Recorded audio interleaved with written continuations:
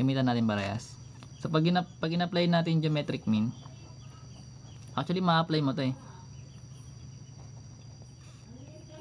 That is square root ng a times b mo. Di ba? So yung a mo ito, 3/4 para makuha mo tong middle na ito. So, ibig sabihin na multiply mo to dito sa baba, sa dulo, para makuha mo tong dito. So magkakaroon tayo ng parang labo. Magkakaroon tayo ng 3/4 times 3 square root nun. So basically magiging 3 times 3 to, magiging 9. Square root ng 9 over ng square root of 4. So basically ano natin square root of 9? That is 3. Then yung square root ng 2 ng 4 is 2. So magiging 3 halves. So magiging 3 halves to guys. Then sa kabilang part naman, ito naman, edi tingnan mo na yung ano na ito, yung tawag dito, yung common ratio, kasi pwede mo na makuha yung ratio kung may magkakasunodan. So paano ba kukunin yung common ratio? So remember, yung common ratio ng geometric, it's either times or divide.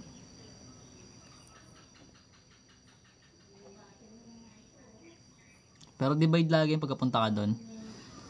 Sabi sabihin yung a sub, ito munang 3 halves, divide mo siya by 3/4. So pag ganito yung format ng divisor mo or ng division mo, madali lang naman to guys. Like mamultiply mo lang, parang ang labo. Nalabuan ako.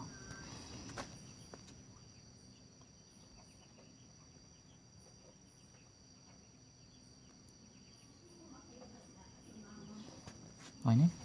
So magkakaroon tayo dito guys ng 3 times 4. That is 3 times 4. Then ito naman 2 times 3. So pwede mo to eliminate kasi parehas. Then yung 4 tsaka to simplify mo rin. Magiging to na lang to, magiging 1. So yung magiging common ratio mo is 2. Siyempre bago mo yan i-conclude na ito yung ratio nyan, check mo siya dito sa pangalawa. That is 3 and 3 halves. Sabing sabihin 3 divided by 3 halves. So over 1 mo to. Tapos gawin mo rin ganun. Ibig sabihin pag gagawa ka ng ganitong format, dapat pares yung fraction. So multiply mo lang to. Magkakaroon ka ng 3 times 2. Then ito naman sa baba, that is 1 times 3. So may eliminate na to. So magiging to na lang din. So which means na-conclude mo siya na to yung common ratio. Ibig sabihin, hindi magdi-divide ka dito ng 2 kasi papunta ka dito eh. Pag papunta ka dito guys, nagka times 2 ka dyan. Pag papunta ka sa kabila, nagdi-divide. So yung 3/4 mo, divide mo by 2. Anong kakalabasan? O yung 3/4, pag dinivide mo by 2, anong lalagay mo dito? 5, 4, 3, 2, 1, and wala, sinasagot. That is 3/8. 3/8 yung magiging first term mo pag dinivide mo yan.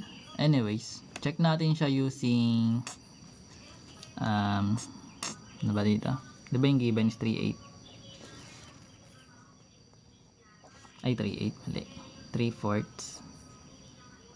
tayo dito, tapos 3. So pwede mo siya gamitan ng ng formula ng geometric sequence wherein kukunin natin yung common ratio. So basically kasi nakuha natin is 2.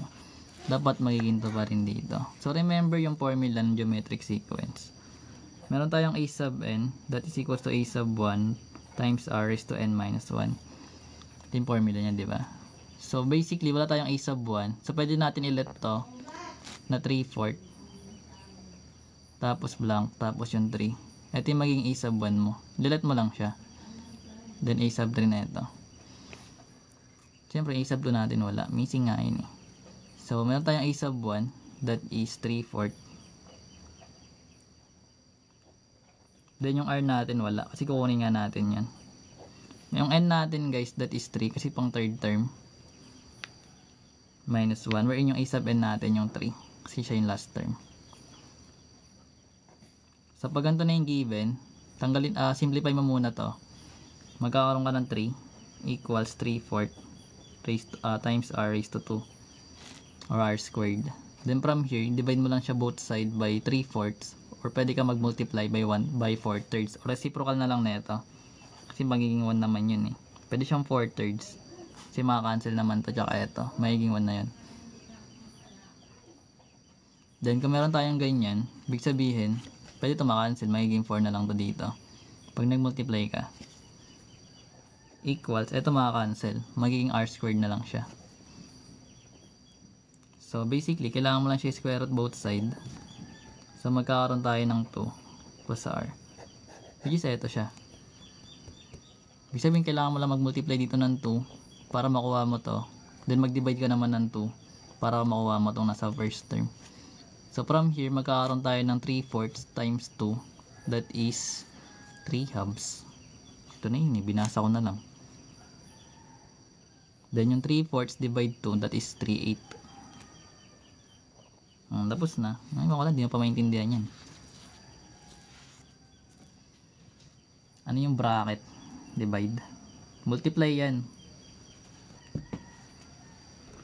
Multiply both side yan ng reciprocal ng fraction mo para maging 1 siya. Kasi kailangan yung coefficient ng r mo 1 lang. So para maging 1 to, kailangan mo siya i-multiply by reciprocal of this.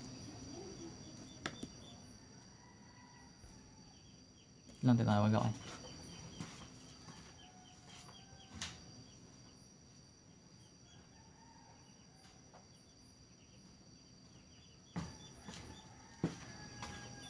Parang LCM. Yes, parang ganun siya. Pero hindi, kasi ang LCM denominator lang maka-cancel eh. Ito kasi reciprocal. Pero parang ganun na rin. Ikaw, paano mo siya tinitignan? Ganun din naman yan. Nasa sa'yo pa rin yan.